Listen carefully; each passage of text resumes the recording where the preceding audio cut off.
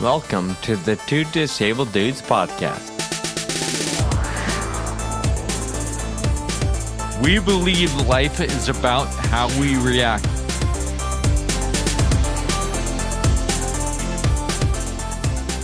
Hey, welcome to the Two Disabled Dudes podcast. This one is a special one. 300 episodes as of today. What?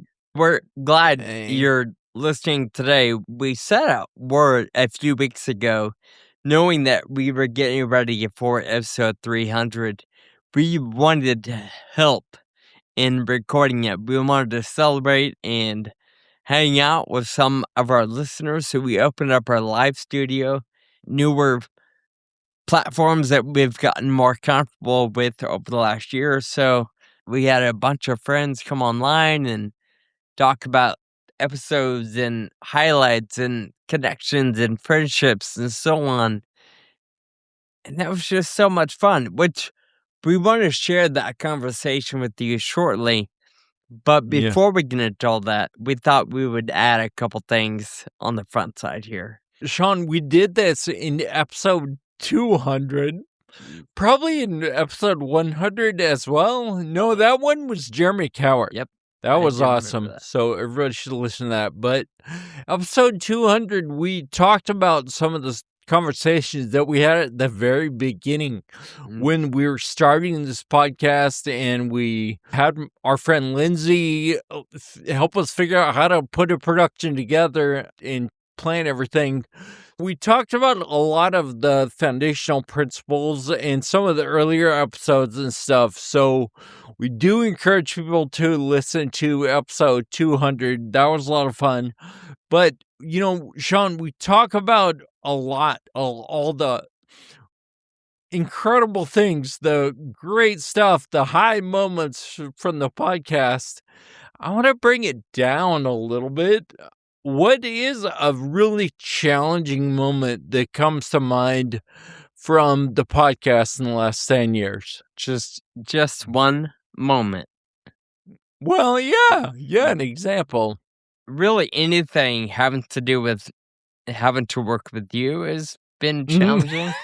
There are several times I can picture wildly frustrating scenarios where either the computer is being stupid and I gotta restart, or even the same for you.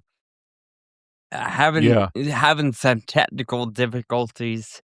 You know, in my last place I was living, I was there for 5 years, and the internet was so hit and miss that it often drove me nuts, and it derailed the conversation or derailed the plan, and that's hard when we live on opposite coasts, opposite time zones, and we really only have one day a week to get on the same schedule. Yeah. So that's been a big one for sure. Do you remember 2, 3, 4 years ago, I spilled my entire coffee cup on my keyboard. And I had to go out that day to Apple to get a new keyboard because there was no way I couldn't do anything else. So that's one particular moment that was wildly challenging. Just in terms of the programs needed, right? Not to mention the time and energy that this takes, but that's, you know, we talked about that all the time, and I don't want to beat that bush, but it's ultimately I don't want to beat it because it's worth it, right? There's a payoff. And part of that payoff, Kyle, is we're still doing this 300 episodes later. Well, I was looking at our donation page on our website. We'll do a little plug for that. Anyone can go and donate right now if they'd like to. But, you know, we kind of laid out what it takes for each episode. And it says approximately 1 hour of recording. All right. That's pretty standard. Approximately 6 hours of editing, and about 1 hour to finalize and publish and share the episode online. that's what, 8 hours per episode of straight up work, plus all the prep Sure. and like the panel prep and the communication with everyone and meetings and all this stuff. Bugging people for their headshots, like, hey, we need that picture right now. Scheduling to count, especially when we have a guest. So yeah, I think 6 hours for editing is minimum. Like, that's on a low end. I know, you just kind of do it 30 minutes at a time sometimes or whatever, right? Yeah. But as you said, it's all been worth it because of what we're going to share next, a conversation with our friends. This podcast has provided the opportunity for us to make so many connections with people we wouldn't have otherwise, and we want to share that with you right now.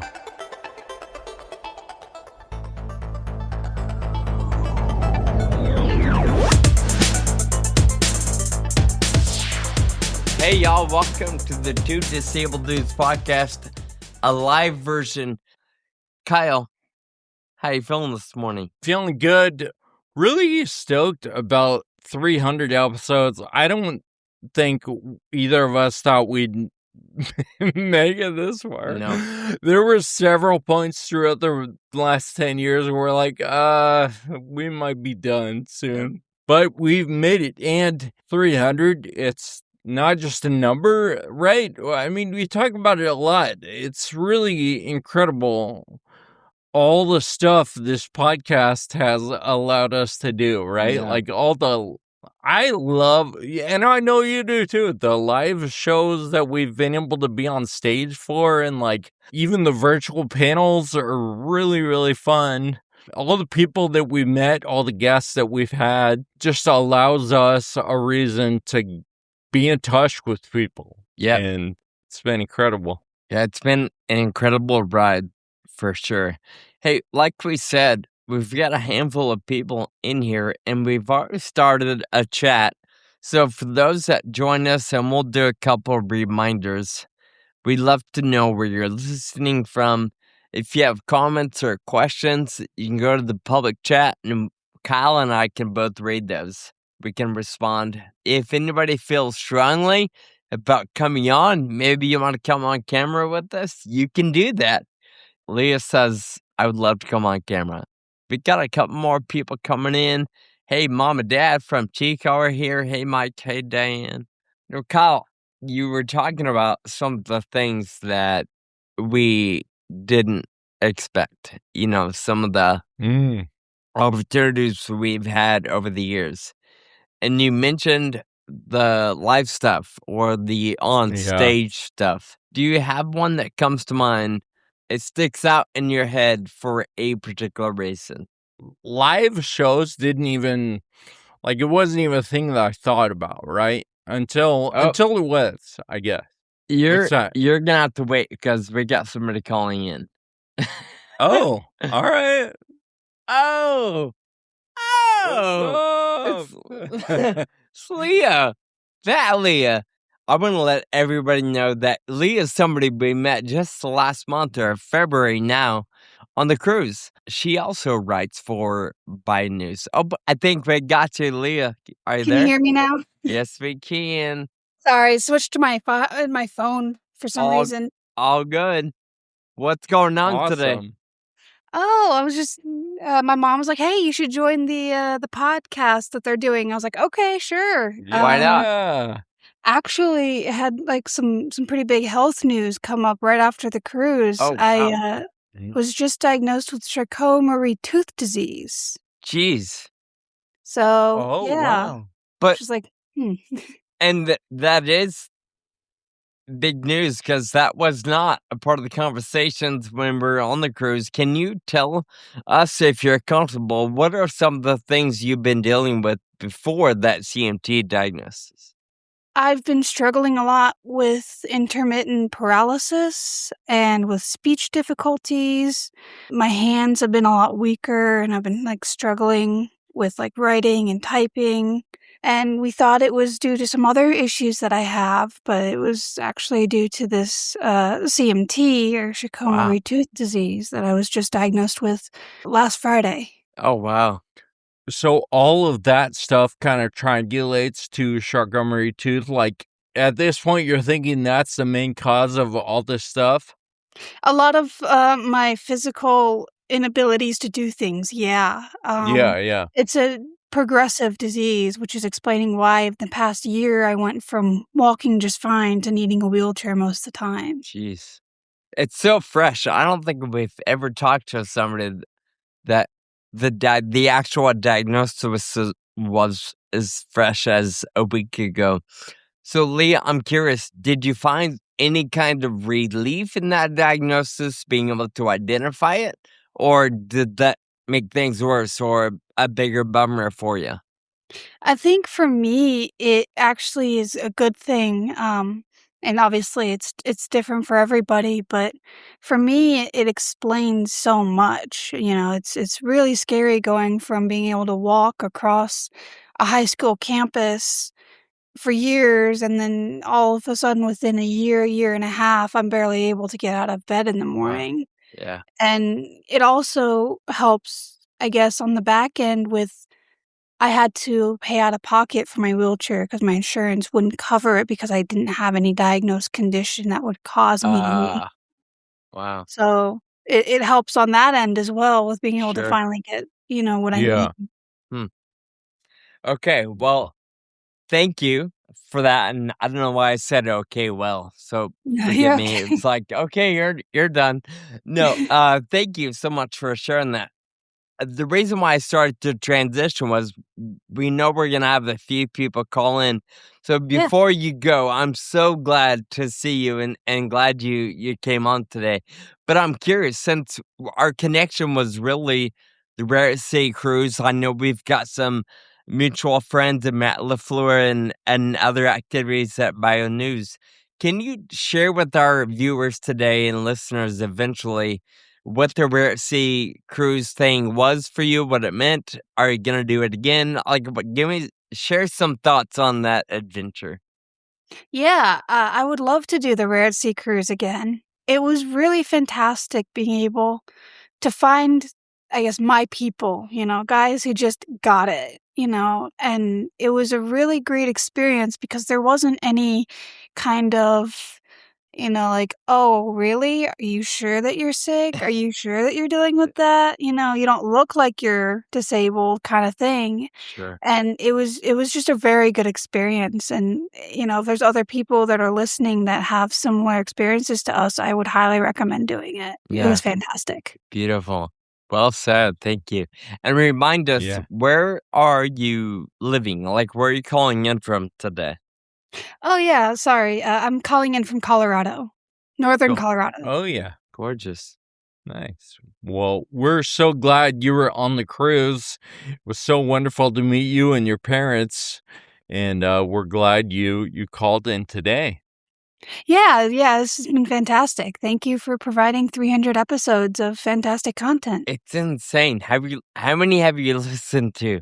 You can be honest. If you Not can say not none, and we're 300. like, yeah, Not yeah. 300, You but know, I watched probably about 10 to 15, and I've loved every single one of them. So thank you.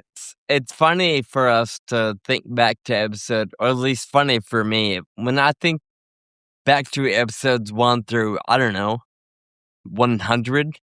I think, man, we've come a lot. Well, like, we used to suck pretty bad. Our quality and our editing abilities, they weren't great back in the day, but I think we got a good system now. yeah, you've come a long way, but it's fantastic to see that. Yeah. Well, Leah, thanks for coming on today. I don't know, but is there anything I need to do? No. I can leave. It looks like Well, I I don't mean, know. uh, hey, tell your mom and dad we said hi, would you? Yeah, I think my mom's actually watching. Daryl and Natalie? Yep, you got it. Hey, all right. Nice. Hello, Natalie. Hello, Daryl. All right. All right, sweet. Well, another one from the cruise, Laurel was talking about maybe trying to come on. Let's Oh, bring you on for a minute. There they are. Oh, hey, And Amelia, what's going on? Oh my gosh, this is awesome. Oh, wow. And you also brought Rufus. I love that. I knew you were going to say that. It's not. She was like, I hope he doesn't call him Rufus. You called that. Congrats, you guys. Thank you so much, Laurel. Dang. And Big Amelia, fan. so good to see you. Are you guys home right now, or because you were traveling the world recently? Yeah, we just got back from Japan on Wednesday, so we're still kind of recovering from that. I believe it. Yeah, So fun. the folks that are watching and listening in the future, we've just brought on Laurel and her daughter Amelia. Amelia lives with Friedrich's ataxia, the same condition Kyle and I have. And Yeah. I first met both of them on our cruise just a few months ago. Amelia became my best friend right away, even though she she doesn't agree. No, she agrees. Down, she agrees. That's how she shows her love. In Fair. sacks. As she elbows me. Fair. So the cruise, what did you guys think? It was great. We're waiting for a date for the Yeah. next cruise. Yeah. We want to sign up. So are we. And where do you guys live? Where's home? We're in Columbus, Ohio. Columbus, Ohio. Yeah. Okay. Amelia, you met someone. I mean, other than Sean, you made a friend on that cruise too, right? Your second best friend. Who else did you meet that you've been talking to on the phone every day? Elizabeth. Yeah. Every day. That's amazing. Wow. FaceTime. Cool. That is so cool. Amelia, I heard you, actually, I even saw that you got some gloves on your last trip. Just Why like is that? Sean's gloves. We call them our Sean gloves. That's what she calls it. You what? We refer to them as well. We got some gloves that have the fingers cut off, just like Sean has, for her wheel. Oh. Saw some in a store in Japan and had to have them. So we have matching gloves. You know what? Nice. What I find to be helpful, I do the fingerless so I can still play with my phone, right? But Yeah. what's really helpful with having gloves is downhill. You can go a little bit faster and be able to brake and slow yourself down without burning your hand. This Ooh, is cool. especially fun in a jetway leading Oh. down to the plane. We'll have to try As that long next as time. as long as you don't lose control. I have a feeling Amelia goes pretty fast on Yeah, her downhill. She has a need for speed, for sure. She's a thrill seeker. So Amelia, or even Laura, for the sake of our listeners who are going to be tuning in later, Amelia, how old are you, and when were you diagnosed with FA? 9 and last year. Last year, wow. Last February when she was 8. And Amelia, what's your take on the stuff that you are up against every day? Whether it be walking a little bit funny or using your chair, does any of that bother you? Or is it kind of fun? Fun. Yeah. I'm glad you see it that way. I just fall onto dogs. Amelia, you have one brother or two? 2. Two Okay. brothers. And they're Two both older. Mm-hmm. Do they help take care of you, or are they annoying? Really annoying. They're The other. Okay, one does not help, and one does not help. okay. Well, we got that taken care of. And y'all, I also want to make sure our listeners and viewers know that Laurel is the one that has taken all the beautiful photos you see, the ones that are the professional style from the cruise. So Laurel, thank you for doing that for us. So happy. Can't wait to do it again. Figure that out soon. All right, Amelia, any last words? You're FA. Goodbye. Goodbye. It's our last Good one. Bye, Amelia. Thanks for coming on today. See you soon. See ya. Ah, that's special. So, Kyle, we've got Tammy who's calling in. She says, love to listen to your podcast. I was especially moved by the one recently about community. Shall we bring Tammy on? Yeah, let's bring her on. And I'm trying to think of exactly which one she's talking about. I mean, they're all kind of about community, right? So we didn't label our title on the production plan. We've got some things to figure out. But let's bring Tammy on and find out exactly what's going on. Tammy, are you there? Hi, can you hear me? Yes, we can. Tell us where you're calling from today. I live in Oxford, Mississippi. It was so good to see Leah and then Amelia and Laurel. Right. Yeah. Tammy is another recent friend or newer friend who we got to know on the cruise. I'm waiting to see the next one. So I keep checking to see. So Tammy, tell us a little bit about why you're in the rare disease world. I have something called Batten disease, CLN2.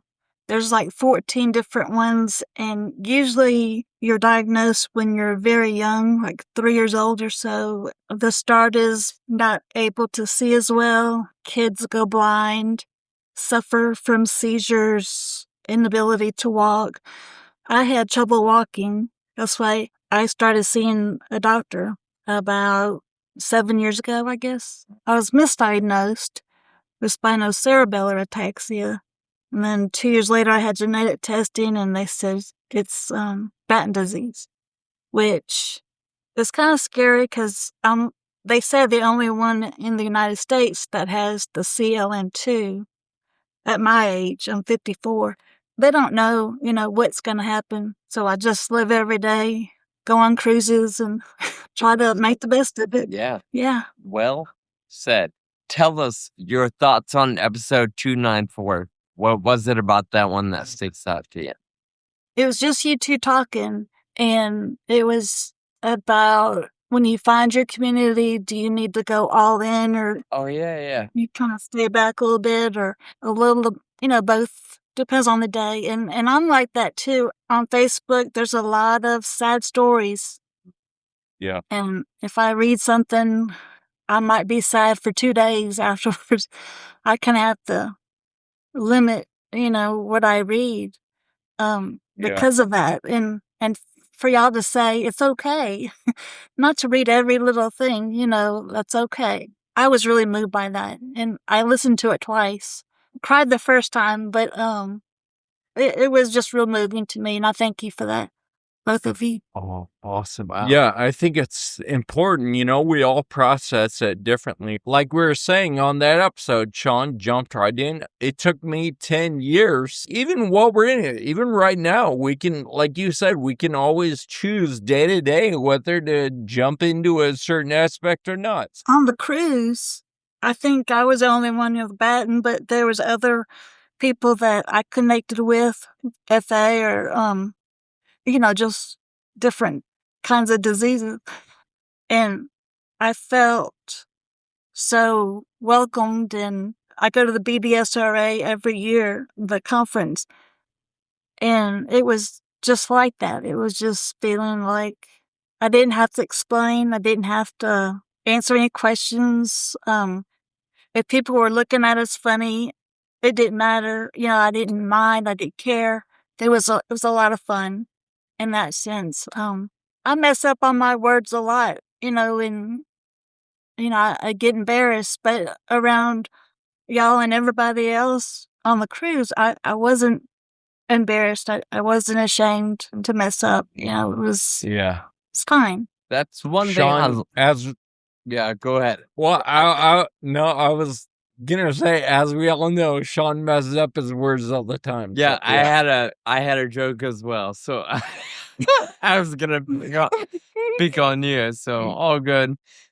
Tammy, real quick before we let you go, I want to know, referring to episode 294 and your approach to community, whether it be going all in or little by little. What has worked for you? You talk about just being diagnosed, but then the last 7 years, Would you say you jumped all in right away, or did it take some time? When I was first misdiagnosed with the SCA, I jumped in and I found the NAF. I did the virtual annual conference, and then when I found out it was Batten disease, I was told by the doctors that the parents wouldn't accept me because I was so old, and their kids are so young, and it's a fatal disease. Yeah. But when I went to the conference 2 years ago, they were so welcoming and took me in and wanted me there. So I started doing the birthday table last year, and I'm doing it again this year. I just have little toys for the kids, and I felt real welcome then. I kind of hesitated at first to jump in, but once I had the conference behind me, I just jumped in and I said, let me take the trash out. Let me do something for y'all. So I started doing the birthdays, cards and stuff like that. And that gave me a purpose and hopefully put a smile on some kids' face, Love that. Well, good job, and thank you for jumping right in. Who was it that told you that you might not belong in the Batten disease? Oh, the geneticist that did my genetic work. Yeah. She's the one that said there's no support groups for Batten disease that she knows of, but if I reached out to like the BDSRA or those parents, they would like reject me. That's what she said. So I was real hesitant to. You can take that advisement, but it doesn't mean it's true, right? Yeah. From any doctor, we think, oh, this person knows what they're talking about, and it's not always true. Yeah. So, yeah, it's a good point, Kyle. Just take things like that with a grain of salt, because Right. gotta do what's good for you and your heart. And I'm so glad that I went to that first conference and opened up the whole family, Well, they're my family. Good on you for not taking that as sage advice, but instead doing your own thing to make it work. Tammy, it's so good to meet you. Thanks for hanging out with us. Thanks for going on the cruise with us. And next time you come on screen with the two disabled dudes, I want to see the hat. I still have stuff packed away. I haven't unpacked it. Oh, gosh. All right. But I'll wear it next time. All right. Tammy, so good to see you. Thanks for coming on. Bye. Thank you. All right. Hello, Andrea. Hello. How's New Mexico today? Oh, Gorgeous. Happy anniversary. thank you. Andrea, do you remember the first time you heard the Two Disabled Dudes podcast? I do. I'm going to embarrass you both, but that's why you invited me, right? It was early. I didn't know either of you personally. I came across this. I think I stumbled across it, or somebody sent me this podcast I was doing, Rare and Common. I heard these two young guys talking about their bikes. I was a lot of cycling. As I recall, the early episodes were a lot of like, dude, I think I'm going to go riding. And two super hot young guys talking about their badass bikes. Pretty much. And I do remember, I have not gone back to listen to double check, but what I recall is you all talking about why you wanted to start the podcast. And what I recall is that Kyle wanted to start the podcast because he wanted to find a girlfriend. Yeah. I mean, that sounds about right. How has that worked out? That hasn't quite. Yeah, Kyle, how has that worked out? Man, we talk about goal seeking a lot, and we need to maybe change our approach here, I think. Yeah. Yep, that's what I remember. Wow. Yeah. Well, that doesn't embarrass me at all. One of our first and most fun live conference we've done. Maybe not even the first, but it was early on, and it was a lot of fun. was with Global Genes in I think it was 2019. Yeah, And that sounds right. That's where I first met you, Indra. Yeah, I'd already been a fan. So for viewer and listener's sake, Andrea has her own podcast, or are you still doing it? Something new? Like, what's your involvement or connection with the rare disease community? Multiple layers of connection. I have a rare disease, and I started a foundation, Lipodystrophy United. After I started the foundation, was working with some marketing companies on a few things. There was a documentary called Rare in Common, and for the year anniversary, a marketing company wanted to start a new podcast series called Rare in Common and asked me to guest moderate or guest host the first 4 episodes. And I went into studio and put a headset on, and that's all she wrote. The magic continued. I stayed on. I did that. They never, I was not, as it turns out, the guest host. I then remained the host and did that until about COVID. But we recorded in studio. We didn't do the fancy dancy virtual that you guys have always done. So COVID pandemic kind of put an end to the momentum of that. Gosh, yeah. Still in rare, though. I still have a rare disease, and I'm still involved in rare. Oh, it didn't go away. I feel, yeah, right. My rare disease did not go away. The podcast did, but now my darn rare disease. I feel like in studio puts you in a different frame of mind. So it does. Totally. I don't know that I would hate that, or if I would call what we're doing fancy dancy. Fancy dancy in different ways, right? I had it very easy. You all have worked incredibly hard to curate this incredible amount of episodes all these years. I just showed up, put on headset and talked into a mic, and turned out my voice sounds better through a big old fancy mic, and there you go. It was quite convenient during COVID that we had already been doing the podcast the same exact way for 4 years. And, it allowed us to not really skip a beat. How do people find the documentary Rare in Common? I was not in the documentary, so I'd have to do a little Google search. But Rare in Common, the podcast, still exists. So you could go to wherever you find your podcasts, as they say. That is what they say. That is what they say. And look it up. I am doing another podcast series right now for the myasthenia gravis community. Those will be actually released probably next week.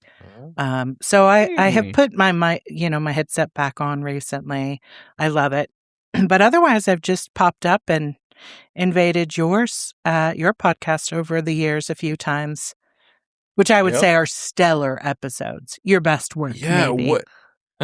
I don't remember the number, but we talked about our experience at that award ceremony or whatever, award show with the crazy comedian that had really bad jokes and people got up and left. And that was something else. That was a good episode. You should dig it up. And for the sake of this conversation and our people listening, that was episode 98. Perfect. Dang. 98. Perfect. Yeah. Wow. So, Kyle, I'm not going to speak for you about whether or not you found a girlfriend. But what I will say is, honestly, I know how much this podcast has changed the lives of many. And it really, you two are two of my best friends, two of my favorite people, some of my most inspiring and also most irritating friends. So thank you for that. And that's really all because of two disabled dudes. That's incredible. Appreciate special. that. Thank you. Yeah. Yeah. We're glad you're connected, and we've got a friend in you and in New Mexico. I don't know anybody in New Mexico except you. Get on over here. It's beautiful. I also did get a trike because of this podcast. Oh, wow. Oh, that's right. I didn't know that. Yeah. Early days, you were talking about your bike. Kyle was talking about his cat trike. And yeah, all these years later, it turns out I love it. And I got a cat trike. Wow, I'm very stoked. cool. I love Yeah, that. very stoked. Why did you not go on the cruise with us? Or do you think you might consider joining us in the future? I would. I Okay. would. I All think Rare Disease Week. Oh, yeah. Rare Disease Week is different for everybody. Sure. I do work in the rare disease community, so that's a particularly busy Period. week. Yeah. For me. But yeah, it looked like a blast, an absolute blast.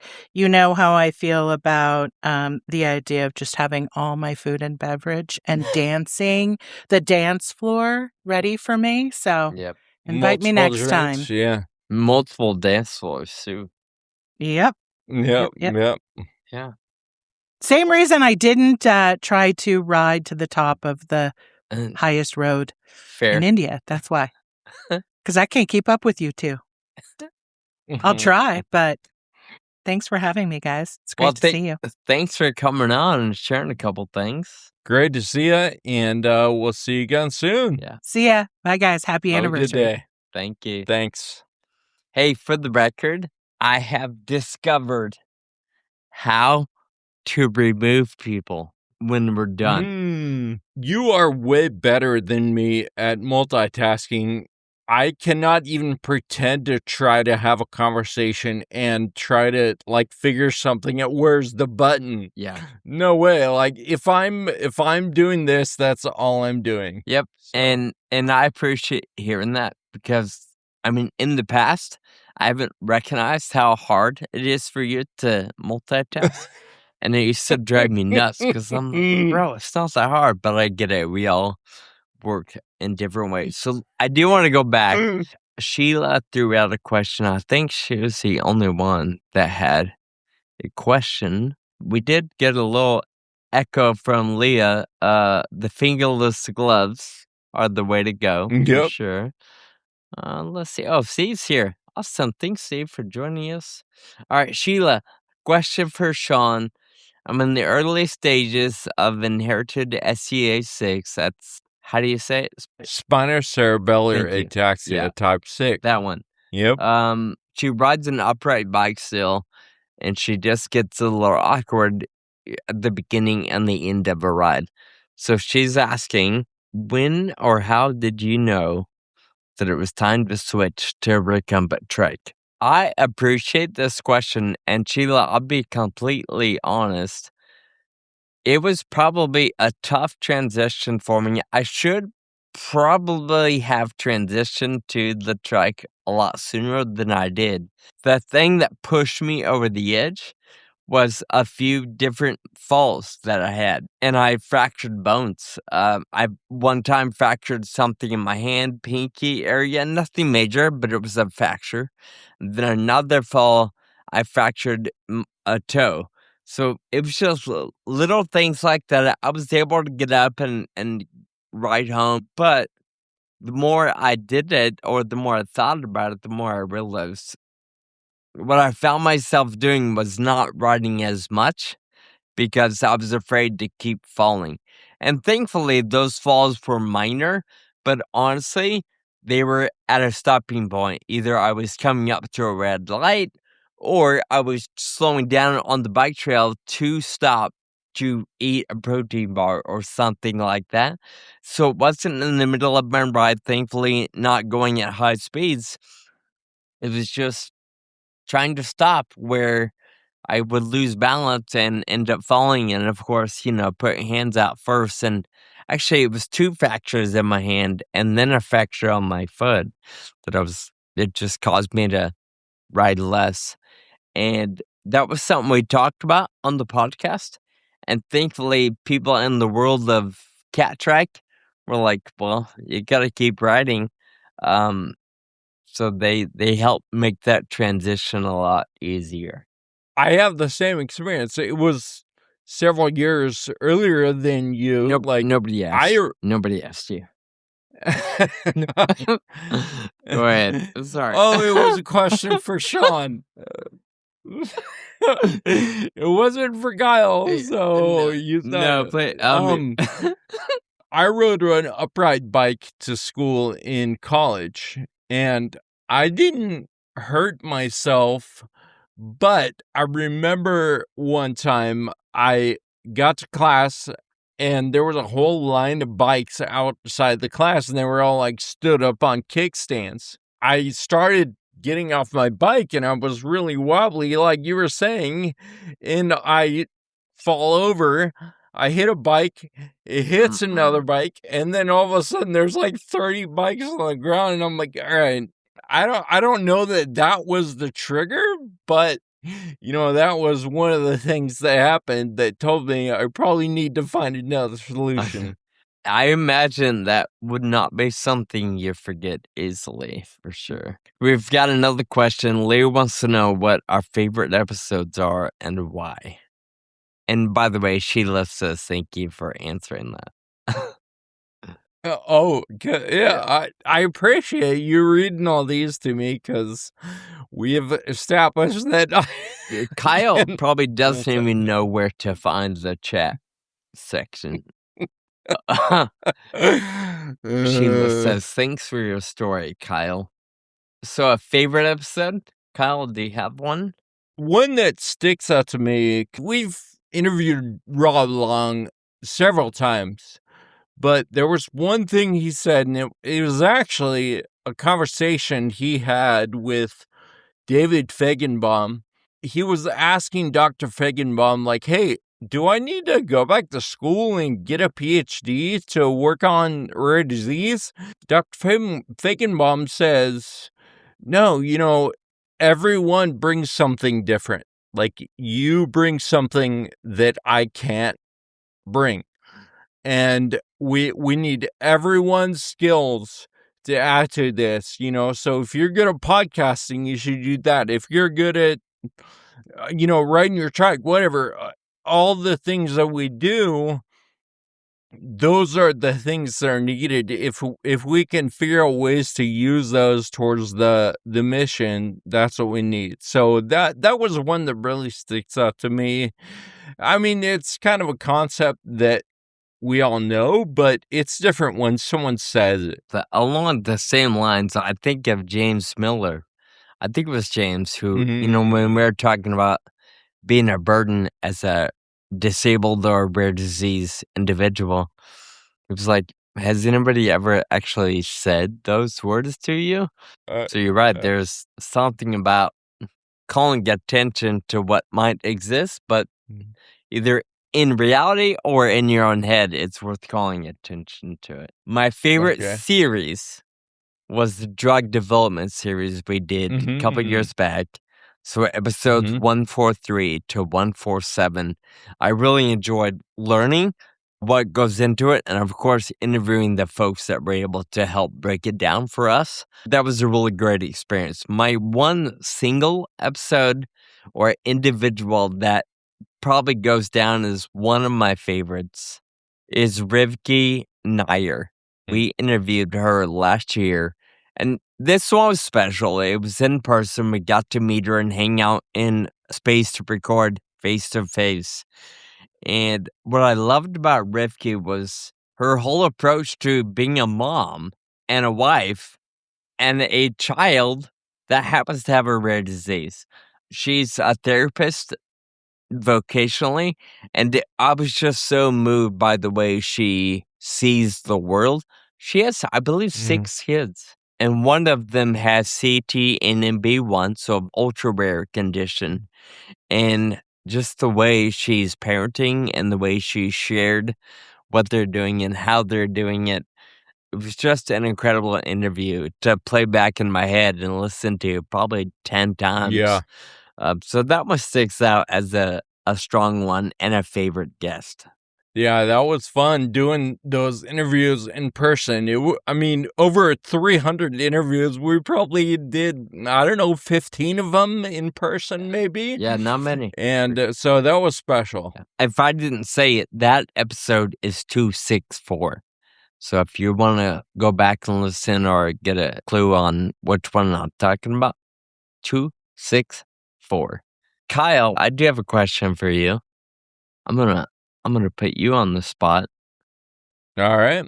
What is something that you never expected when we first started the show? There's a few things. I think I mentioned earlier that I never expected to be live on stage. Like when we first started, I never was like, I can't wait to get on stage and do this in front of the live audience. Obviously, that turned into one of our favorite things to do with the podcast, but it wasn't a thing at first. Our very first one was live on stage at Horizon Pharmaceuticals. That was so long ago. I think that was 2016. 17. Okay. It was within that first year of doing the show. And then we did several live episodes with Amicus Pharmaceuticals. One of those was at Make-A-Wish, and it was raining so hard we could hardly hear each other. We did one at Bio in Boston. That was really cool. That conference was so huge. Yeah. Really incredible guests. And then, of course, there's the Jet Foundation. We do a panel with them every single year on Rare Disease Day or right around Rare Disease Day. That has become an incredible friendship that I never expected in the beginning. And the other thing that I did not know was that this podcast was gonna be a big part of our lives and take up a whole lot of time. I didn't know how much was involved in the production of a podcast. I don't think either of us did. No. I think we've added a lot of steps to our production process in the past 10 years, but everything has been an iteration, figure out what works and then implement something new. And it's been a lot, but it's been really, really cool to be a part of. Yeah, for sure. I can echo that. A really cool thing to do, and the kind of connections we make, whether it be at a conference meeting people or the cruise, or the connections run deeper than even I think we recognize or know. I echo all of that, especially the not recognizing or realizing how much work it's going to be. When we first started, were we doing every other week? I think you're right. And then at some point, we thought it would be a great idea to do it every week. And then that was your idea. As maybe. As some of our OG listeners know, that didn't last. Actually, it did last a long time, but we couldn't keep up. And it's only been the last 3-4 years where we did seasons. You've probably had this experience too, but every once in a while, it's not constant, but every once in a while, someone asks me they want to start a podcast. What do you think? My number one advice, don't start a podcast without an end date. Don't do one that just starts and goes forever. Do 6 or 8 episodes, and then you can figure it out from there. Is this something I really want to keep doing or not? I don't think that's advice I've ever given. I don't know that I would give it, but it might be good. Start with a series. Here's something I want to talk about. I'm going to do it over 4 or 5 episodes. And then you can assess, is this something I want to keep alive or keep going? Yeah. Kyle, what is something that drives you nuts about working with me?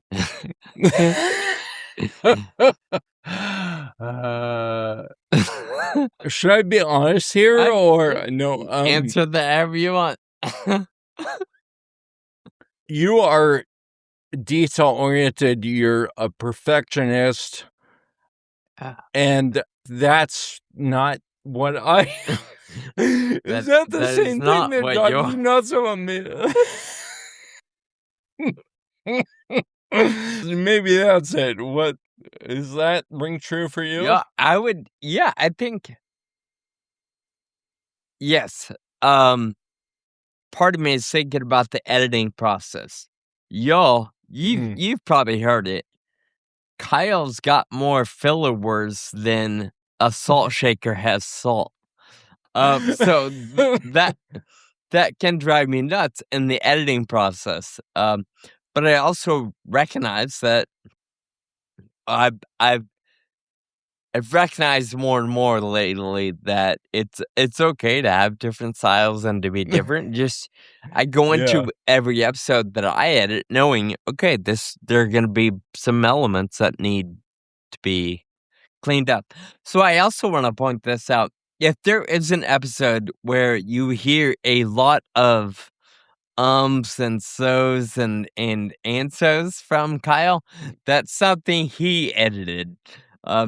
In the episodes where you hear less, it's because I've gone through the painstaking effort of cleaning up or cutting out as much of those as possible. So, Sean, same question to you. Unless it's the same thing, what is the thing that drives you nuts about me? I'll stick with that. What's difficult, and I thank you, Natasha, she says we complement each other well. We've said it in other episodes, and we're about to say it again. We're very different. Our personalities are different. We have different views on things. A lot of what we think and what we pursue in life is similar. We want to help others find meaningful connections in life and live beyond circumstances. But I can't imagine what this show would be like if we were both perfectionists. Or if we were both whatever you would call yourself, not detail-oriented. So I do appreciate that in this regard, opposites work maybe better together. And for the record, I would call it like a big picture thinker. Like trying to take that perspective. This podcast has the opportunity to take over our whole lives. Yeah. As you know, we could do this 8 hours a day, every single day of the week, 7 days a week. We've come to a spot where, right now, the listener is hearing Sean and I have a very important conversation. Balancing all the other priorities that we have in life, I think, is the important thing. You can tell me if you think I'm way off or if you disagree, but I've recognized just in this past season, not in a bad way, I've found myself caring less and less about the details. Not caring less about the show, but recognizing that it doesn't have to be perfect and recognizing that whatever we do is still a good thing. And in fact, Kyle, I'll kind of call this out. For the first time ever in what's now almost 300 episodes, we got to publish and pull down an episode last week. So one went up for half a day and we had to pull it. And we've never had to do that. We were in that position because of things out of our control. I don't think it's your fault or mine. But in the past, that really would have triggered me to flip out, to be like, oh no, what are we going to do? We need to get something out in its place. And, we need to stay up all night and figure it out. And just in the last year, I've given up on this. I don't need to stay up all night. I prioritize better around this show and around my life.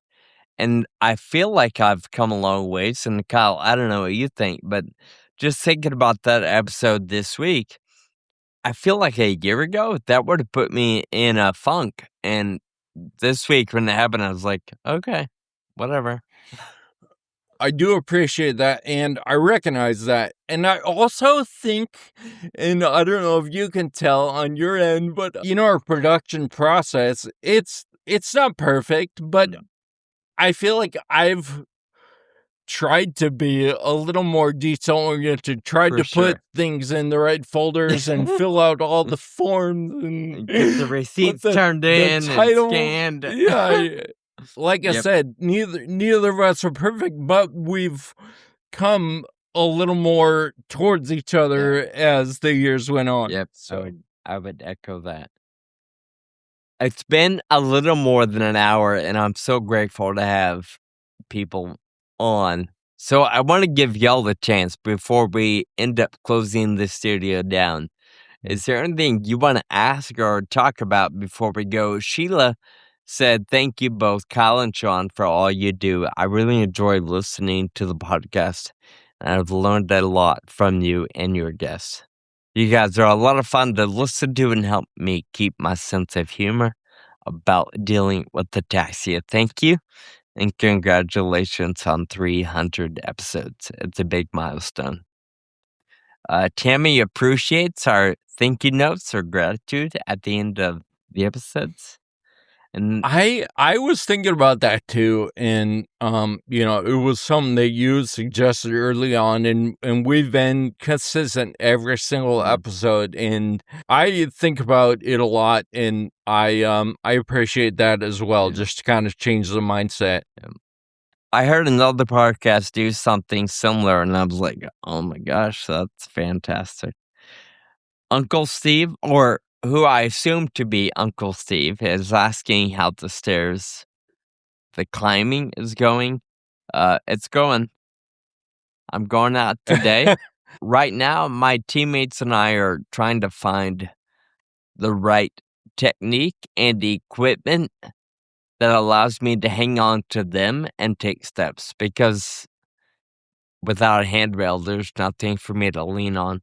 So we're testing out some stuff, and we did something last week that we were really excited about and thinking it's going to work well. We're going to go out again in a few hours and do some more steps in a parking garage. Sean, I forget where we were, but I heard you say that there's no handrails or something. Were you being, I don't know, is that just something you're working on right now, or are there literally going to not be handrails at all? Literally no handrails for the majority of the stairs. There are sections of these stairs that will have one handrail, but the majority is just open air and field, if you will.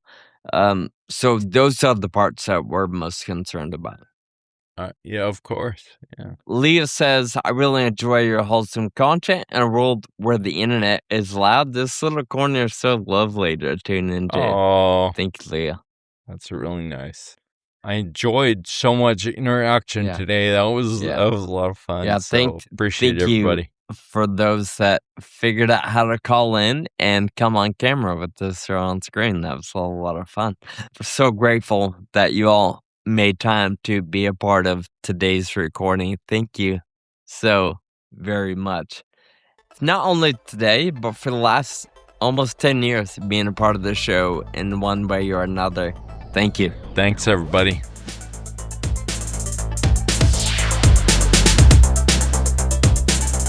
Sean, after all the conversations with so many incredible friends and just thinking back on 10 years of podcasting, I want to jump straight into thank you notes, because the main takeaway from this episode, I think that both of us want to share with our listeners, is gratitude.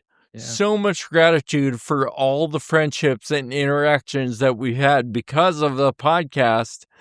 And I just have one example of that. It's been so incredible to meet so many people at different events and whatever.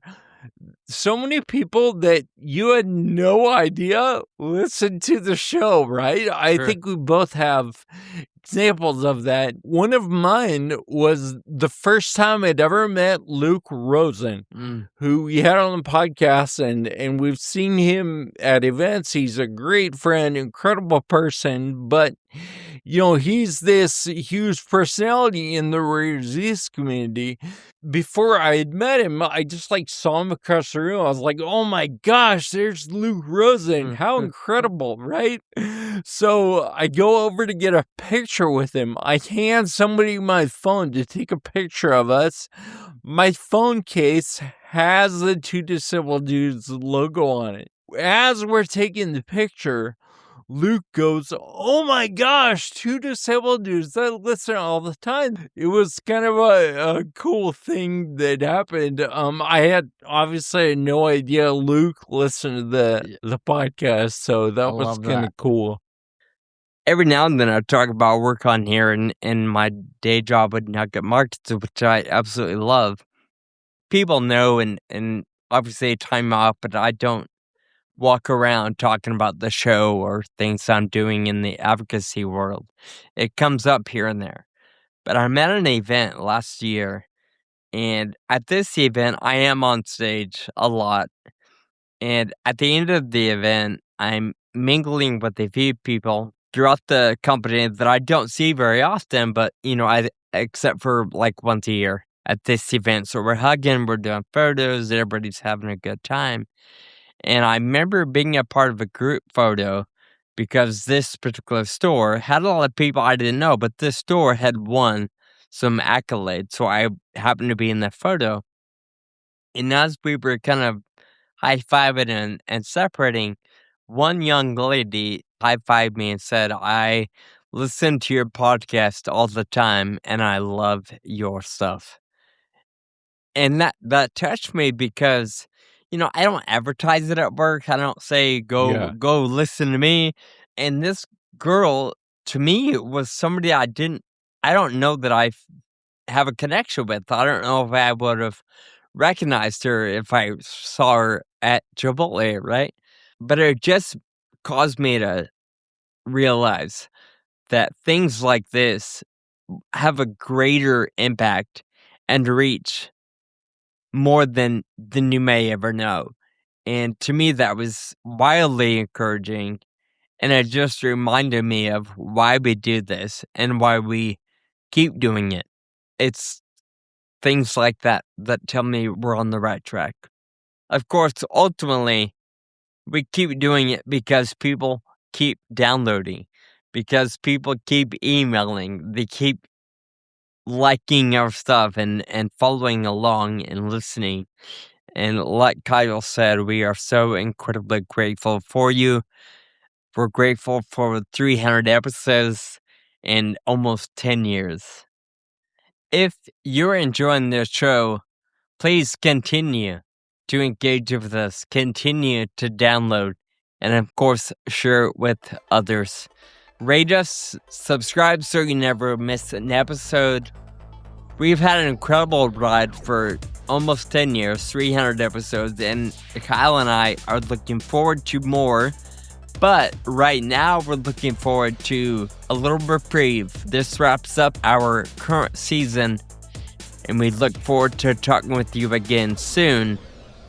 Until then, keep living with urgency. Thank you for listening to the Two Disabled Dudes podcast. This show is possible with your support. Visit twodisableddudes.com to stay connected. Find us on Facebook and Instagram. And be sure to subscribe on your favorite podcast player.